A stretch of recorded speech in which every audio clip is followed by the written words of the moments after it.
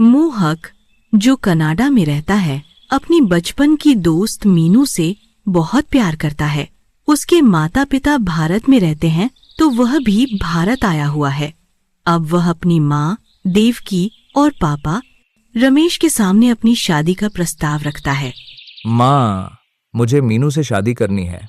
बचपन से ही मुझे मीनू पसंद है, बस, और किसी से नहीं। मैं आपसे पूछना चाहता हूँ, क्या आप इस रिश्ते को स्वीकार करती हैं? हाँ बेटा, ये तो बहुत अच्छी खबर है। मीनू बहुत अच्छी लड़की है। वो हमारे घर की बहू बनेगी और हमारे लिए ये बहुत खुशी की बात होगी। मैं अभी तुम्हारे पापा को बताकर आती हूँ। मोहक की माँ जब मोहक के पापा को यह बात बताती हैं, तो वह भी बहुत खुश होते हैं, क्योंकि वह भी मीनू को उसके बचपन से जानते हैं। अब शादी का प्रस्ताव मीनू के घर वालों के पास जाता है। जी, हम तो बच्चों की खुशी में ही खुश हैं। कल ही कुंडली देख लेते हैं। अगले दिन दोनों की कुंडली पंडित जी द्वारा देखी जाती है, तो पता चलता है कि मोहक पर मांगलिक दोष है। माँ, अब ये क्या होता है? मोहक परेशान हो जाता है। अरे इसमें बस शादी से पहले किसी जानवर या पेड़ से शादी करनी होती है ताकि वो दोष कट जाए। मैं तो नहीं करूँगा ऐसी शादी। ये सब फालतू है माँ।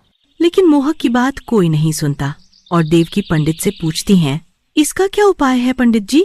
इसके दोष के हिसाब से इसकी शादी किसी पेड़ से करवाना ठीक रहेगा। मोहक अभी भी चिढ़ रहा होता है, लेकिन उसकी माँ के सामने उसकी एक नहीं चलती। अगले दिन मोहक अनिच्छा से इस रस्म को पूरा करता है और एक पीपल के पेड़ से शादी करता है। हालांकि उसे यह नहीं पता होता कि उस पेड़ पर राशि नाम की एक आत्मा वास करती है। चलो बेटा, पेड़ के साथ फेरे लो। मोहक पेड़ के साथ शादी कर लेता है। उसके बाद राशि नाम की चुड़ैल उसके पीछे पड़ जाती है, क्योंकि उसे लगता है कि मोहक ने उससे शादी की है। बस माँ, ये सब खत्म हो गया। तो क्या अब हम शादी की तैयारियां कर सकते हैं? बस चलो, अभी तुम अपने रूम में जाओ, मैं तुम्हें बाद में बता दूंगी। मोहक जैसे ही अपने रूम में जाता है और दरवाजा बंद करता है, तभी उसके सामने राशि प्रकट होती है। मोहक उसे देखकर बहुत डर जाता है, लेकिन राशि भयानक नहीं दिखती, बल्कि एक सुंदर लाल जोड़ा पहने लड़की होती है। फिर भी मोहक डरते डरते उससे पूछता है, तुम कौन हो और रूम में कैसे चली आई? मैं तुम्हारी पत्नी हूँ, जिससे तुमने अभी अभी शादी की है। मोहन को समझ नहीं आता कि वह क्या कह रही है। ये तुम क्या कह रही हो? मुझे कुछ समझ नहीं आ रहा। लेकिन अभी तुम निकलो मेरे घर से। मैंने तो पेड़ से शादी की थी, तुमसे नहीं। मोहन उसे धक्का देने लगता है। तभी राशि बोल पड़ती है, पेड़ से कौन शादी करता है? शादी तो लड़की से की जाती है, और वहाँ एक ही लड़की थी, वो थी मैं। तुमने मुझसे शादी की है। मोहक चुप हो गया। उसने बचपन में तो सुना था कि चुड़ैल पीपल के पेड़ पर रहती है, लेकिन आज वह इसे पहली बार अपनी आंखों से देख रहा था। तो क्या तुम अब मेरे साथ ही रहोगी? हाँ, क्योंकि मैं तुम्हारी पत्नी हूँ।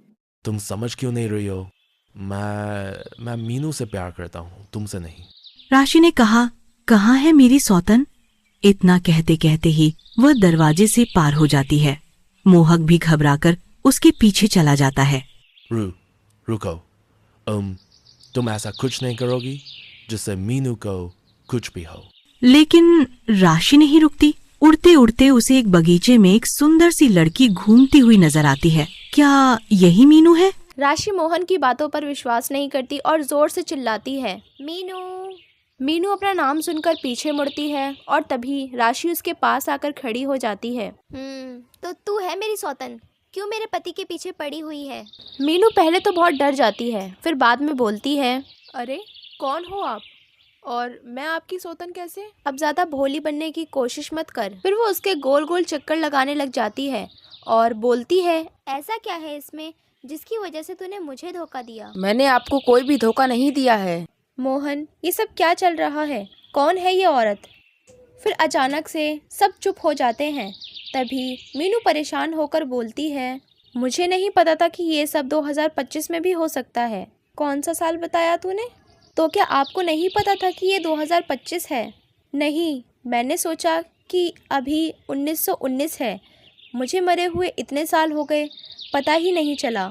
आपको किसने मारा था? मैंने खुद। मीनू और मोहन आश्चर्यचकित रह गए। तो आप यहाँ कैसे पहुँची? मोहन, जिस पेड़ से तुमने शादी की थी उसी पर लटक कर मैंने अपनी जान दी थी। वैसे आपने खुद को क्यों मारा था? लेकिन वो कभी आया ही नहीं। मैंने सोचा था कि मरने के बाद मैं आज़ाद हो जाऊंगी, लेकिन ऐसा नहीं हुआ। सब कुछ अतीत में चलने लग जाता है जहाँ राशि जवान होती है। देख लेना, एक दिन मैं पूरे शहर में छा जाऊंगी अपने चित्र के द्वारा।